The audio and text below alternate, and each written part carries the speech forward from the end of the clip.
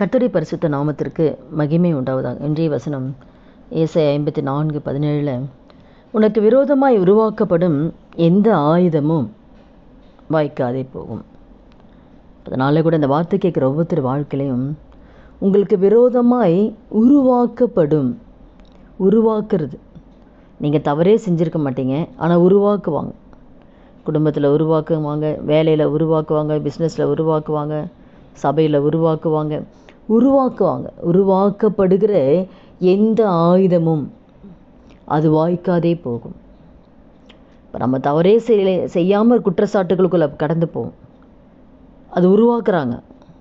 ஆனால் என்ன உங்களுக்கு விரோதமாய் உருவாக்கினால் கூட அது மனிதனால் உருவாக்கப்படலாம், பொல்லாத சத்துரு உருவாக்கப்படலாம். உங்களுக்கு விரோதமாக யார் எழும்பினாலும் அது வாய்க்காது. உங்களுக்கு விரோதமாக உருவாக்கப்படுகிற எந்த ஆயுதமாக இருக்கட்டும்ப்பா, அது வாய்க்கவே வாய்க்க. ஏன்னா ஆண்டவர் உங்கள் கூட இருக்கிறார். இதில்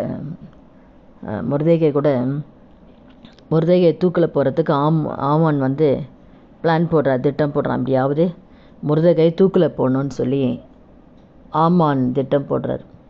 என்ன தவறு செஞ்சாருன்னா, இவரை வணங்கலை. எல்லாரும் ஆமானை வணங்குவாங்க, இவன் மட்டும் மொர்தெகாயை மட்டும் அவனை வணங்கலை. இதுதான் அவன் செஞ்ச தப்பு. அதனால் அவனுக்கு கோவம். இவன் நம்மளை வணங்கலை, எல்லாரும் வணங்குறாங்க, நம்மளை வணங்கலையேன்னு சொல்லி அவனுக்கு கோவம். அதனால் இவனை சாவடிச்ச பத்தாது, இவனோட கோத்திரத்தை எல்லாத்தையுமே சாவடிக்கணும்னு பிளான் போடுறாங்க. மொர்தெகாயை தூக்கில் போகணுன்னு சொல்லி எல்லாம் ரெடி பண்ணிட்டாங்க. தூக்கு மரத்தெல்லாம் செஞ்சு எல்லாம் ரெடி பண்ணிட்டாங்க. ஆண்டவர் பாருங்கள், கரெக்டாக எல்லாம் அவங்க ஆயத்தப்படுத்திட்டாங்க. ஆனால் அந்த நேரம் தூக்கு மரம்லாம் செஞ்சு எல்லாம் ரெடியாக இருக்குது, எல்லாம் ரெடியாக எல்லாம் பிளான் பண்ணுறாங்க. கூட சகோதரங்கள்லாம் எல்லாம் குடும்பமாக பிளான் போடுறாங்க, எல்லாம் ரெடி பண்ணிட்டாங்க. ஆனால் ஆண்டவர் கரெக்டாக அந்த நேரத்தில் தான், அவங்க அந்த பிளான் பண்ண அப்புறம்தான் ராஜாவுக்கு தூக்கம் வராமல் ஆக்கிறார் ஆண்டவர். தூக்கமே வரலையே அப்படின்னு சொல்லி, சரி ஏற்கனவே இந்த கால வர்த்தமான இதுன்னு சொல்லிட்டு ஏற்கனவே நடந்ததெல்லாம் எழுதி வைக்கிற அந்த புத்தகம்னு இருக்குது. அதனால் அந்த புக்கை எடுத்துன்னு வர சொல்லி, அந்த நடபடி புஸ்தகத்தை கொண்டு வர சொல்லி ராஜா அதை வாசிக்க சொல்கிறாரு. ராஜா அது கேட்குறாரு. அப்போ அதில் எழுதியிருக்கு, அப்போ இந்த ராஜாவை சாகடிக்கிறதுக்கு, அகாஸ்வேருவை சாகடிக்கிறதுக்கு யாரோ 2 பேர் முயற்சி பண்ணுறாங்க. அதை மொர்தெகாய் சொல்கிறார், இந்த மாதிரி உங்களை சாகடிக்கிறாங்கன்னு சொல்லி. அந்த சாகடிக்கிற காரியத்தை மொர்தெகாய்க்கு தான் சொல்லி அவரை காப்பாற்றுறார் ராஜாவை. இது அதில் எழுதியிருக்கு. இதை பார்க்குறாரு கரெக்டாக. நல்லா பாருங்கள், தேவனை உயர்த்துக்கிற அந்த நேரம் பாருங்கள். இவருக்கு விரோதமாக மறைமுகமாக ஒரு பிளான் உருவாக்குறாங்க. ஆனால் கர்த்தர் பாருங்கள், இவருக்கு தூக்கத்தை வராமல் செஞ்சு இதை ஆண்டவர் எவ்வளோ இருக்குதில்ல, படிக்க வேண்டியதானே. ஆனால் எதை படிக்க வைக்கிறாரு? மொர்தெகாய் செய்த நன்மையை தான் படிக்க வைக்கிறார். அந்த நன்மையை கரெக்டாக தூக்க வராமல் செய்து அந்த நன்மையை படிக்க வச்சு, அப்போ இதுக்கு எதுனா கனம் பண்ணியிருக்கான், இப்போ இந்த மாதிரி இவ்வளோ பெரிய ஒரு நன்மை செஞ்சுருக்காரு, ராஜாவை காப்பாற்றிருக்காரு, இவருக்கு ஒரு நன்மை தானே செஞ்சுருக்கான்னு சொல்லி அவர் கேட்குறாரு. அகாஸ்வேரு ராஜா கேட்குறாரு. அப்போ எதுவுமே செய்யலை அப்படின்னு கேள்விப்பட்டு உடனே அங்கே யார் தான் இருக்கிறான், இதில் யார் இருக்காங்கன்னா ஆமான் தான் இருக்கிறார். ஆமான் கூப்பிட்ட உடனே என்ன பண்ணுறாங்க, இது போல் அவர் ராஜா கனம் பண்ண விரும்புகிறதுக்கு என்னெல்லாம் செய்யணும்னு சொல்லி கேட்கும் பொழுது, அவர் ஆமான்னு நினைக்கிறாரு, நம்மளை தவிர வேறு யார் இருக்காங்கன்னு சொல்லி அவர் இருத்தில் என்னெல்லாம் ஆசை இருக்குது அதெல்லாம் சொல்கிறார். அதுக்கப்புறம் ராஜா என்ன செய்கிறாரு, நீ என்ன சொன்னியோ அதை அப்படியே எப்படி யாருக்கு செய், மொர்தெகாய்க்கு செய்யின்னு சொல்கிறார். அப்போ பாருங்கள், ஆண்டவர் எவ்வளோ ஒரு ஆச்சரியமான ஒரு தேவன். பிளான் அதாவது இது போட்டு எனக்கு விரோதமாய், அங்கே ஜீவனுக்கு விரோதமாக அங்கே ஒரு காரியம் நடந்துட்டுருக்குன்னு சொல்லி யாருக்கு தெரியாது? அகாஸ்வேரு ராஜாவுக்கு தெரியாது. ஆனால் இது கர்த்தருக்கு தெரியும். அதை அப்படியே திருப்பி போகிறார் பாருங்கள், காரியத்தை அப்படியே மாற்றிடுறார் பாருங்கள். அதே அதில் ஆமானே ஆண்டு தூக்கில் போடுறார். அது அப்படியே அந்த கனம் பண்ண அப்படியே இவனுக்கு கனம் பண்ண வச்சு கடைசியில் அந்த தூக்கு மரத்தில் யார் தான் போடுறது? அதே ஆமானே ஆர்டர் போட வைக்கிறார். இதுதாங்க தேவன் செய்கிறது. மொர்தெகாய்க்கு விரோதமாக உருவாக்குறாங்க, அவன் ஜீவனுக்கு விரோதமாக உருவாக்குறாங்க, குற்றச்சாட்டுனால உருவாக்குறாங்க. ஆனால் அந்த உருவாக்குற அந்த ஆயுத வாய்க்கலை பாருங்கள், அதை அவங்களுக்கே கர்த்தர் திருப்பி அடிக்கிறார். அது எவ்வளோ ஆச்சரியம் இல்லை? தேவன் எப்படிப்பட்ட ஒரு தேவன் நமக்கு இருக்கார் ஆண்டவர். ஒரு இரவில் எல்லாத்தையும் தலைகீழாக மாற்றிட்டார் பாருங்கள். இவ்வளோ பெரிய தேவன் நமக்கு இருக்கும்போது நம்ம ஏன் கவலைப்படணும்? அதே போல் தானியேலை கூட நீங்கள் பார்த்தீங்கன்னா, தானியேலுக்கு விரோதமாக குற்றம் சாட்டுறதுக்கு எவ்வளோ குற்றம் சாட்டுற தேடுறாங்க. ஏதாவது வகையில் குற்றப்படுத்தணும்னு சொல்லி எந்த குற்றமே கண்டுபிடிக்க முடியல.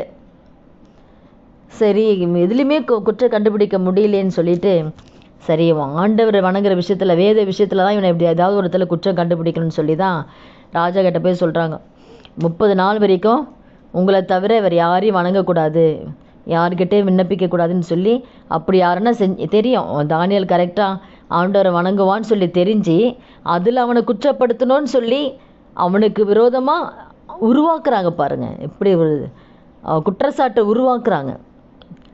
அப்போ அவங்க சொல்கிறாங்க, 30 நாள் உங்களை தவிர யாரையும் வணங்கக்கூடாதுன்னு சொல்லி ராஜா கிட்ட சொல்லும்போது, ராஜாவும் அதை அப்படியே ஏற்றுக்கின்னு இந்த 30 நாள் விண்ணப்பம் அது யாருக்கிட்டேயோ மனுஷங்கிட்டேயோ தெய்வத்துக்கிட்டேயோ எங்கேயுமே விண்ணப்பிக்கக்கூடாது அப்படின்னு சொல்லி, அப்படி யார் செய்கிறாங்களோ அவங்க என்ன பண்ணுறது, சிங்கக்கேப்பில் போடுவோன்னு சொல்லி அப்படி ஒரு கட்டளையும் வந்துடுது ராஜா கிட்டேருந்து. இதெல்லாம் யார் போடுற பிளானு? தானியேலுக்கு விரோதமாய் அவங்க போடுற பிளானு. அவங்க போடுற அந்த பிளானை என்ன பண்ணுறாரு ஆண்டவர்? அவன் அப்போ கூட அவன் என்ன ஏற்கனவே தானியேல் எப்படி பண்ணாரோ அதே போல் தான் அவன் செய்கிறார். அந்த கட்டளைக்காகவோ, ஐயோ சிங்கக்கேபியில் போட்டுருவாங்களோ, நம்ம ஜெபிக்காமல் இருந்துடலாம், அது மாறவே இல்லை பாருங்கள். எப்போது நார்மலாக எப்படி இருந்தாரோ, யாருக்கும் பயப்படலை, எந்த ராஜாவுக்கும் பயப்படலை, மனுஷனுக்கும் பயப்படலை. கர்த்தருடைய காரியத்தில் அவர் பக்தி வைராக்கியமாக இருக்கார். அவர் செஞ்சதை அவர் நிறுத்தவே இல்லை.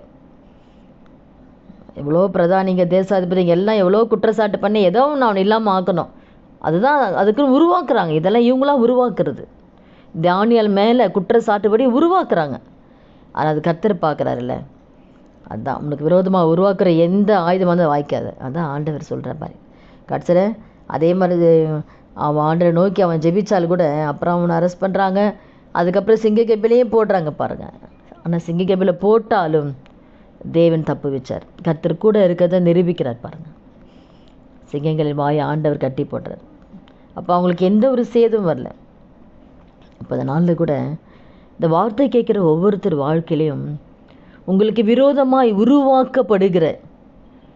உருவாக்கப்படுகிற எந்த ஆயுதமான இருக்கட்டும்ங்க, மந்திரம் வைக்கலாம், சூனியம் வைக்கலாம், அதெல்லாம் உருவாக்குறது உங்களுக்கு விரோதமாய். நீங்கள் தீமையை செஞ்சுருக்க மாட்டீங்க, ஆனால் நீங்கள் தீமை செஞ்சு தான் உருவாக்கி இருக்கலாம். அப்போ உங்களுக்கு விரோதமாக எந்த மனுஷனாலும் பொறாமையினாலும் செய்யலாம், குற்றச்சாட்டு சொல்லலாம், உங்களுக்கு விரோதமாக குற்றச்சாட்டு சொல்லலாம். ஆனால் யார் எதை செஞ்சாலுமே உங்களுக்கு விரோதமாக எழும்புகிற எந்த ஆயுதம் அது வாய்க்காது.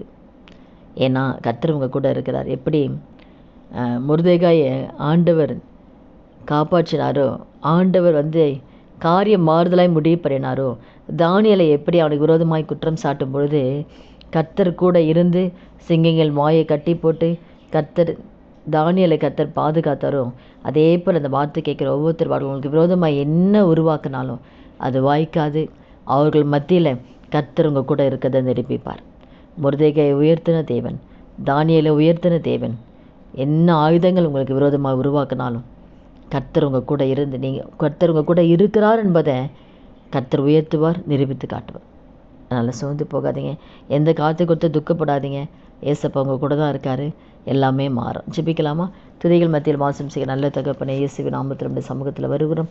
இந்த வார்த்தை கேட்குற ஒவ்வொருத்தர் வாழ்க்கையில் ஆண்டவரே, அப்போ அவனுடைய பிள்ளைகளுக்கு விரோதமாக என்னெல்லாம் ஆண்டவரே அப்போ வேதனையில் அவமானத்தில் இருக்கிறாங்களே, என்னை இப்படி பேசிட்டாங்களே, இப்படி பண்ணிட்டாங்களே, நான் எந்த தீமையுமே செய்யலையே, ஆனால் என் மேலே ஒரு குற்றச்சாட்டு இருக்கேன்னு சொல்லி எந்தெந்த காரியத்தை குறித்து வேதனைப்பட்டு கொண்டு இருக்கிறார்கள் ஆண்டவரே, நீங்கள் கொடுத்த வார்த்தையின்படியே ஆண்டவரே, உனக்கு விரோதமாய் உருவாக்கப்படுகிற எந்த ஆயுதமும் வாய்க்காதுன்னு சொன்னது போல் ஐயா, இந்த வார்த்தை கேட்குற ஒவ்வொருத்தர் வாழ்க்கையில் ஆண்டவரே, அவளுக்கு விரோதமாக எழும்புகிற எந்த ஆயுதமாக இருந்தாலும் சரி ஆண்டவரே, அது பிசாசு ஒரு திட்டம் போடலாம், இந்த குடும்பத்துக்கு விரோதமாக செயல்படுத்தலாம் ஆண்டவரே. என்ன ஆயுதம் இருந்தால் கூட பிசாசின் திட்டங்களை நிர்மூலமாக்குகிற தேவனீர் ஆண்டவரே, எங்களோடு கூட இருக்கிறீராப்பா.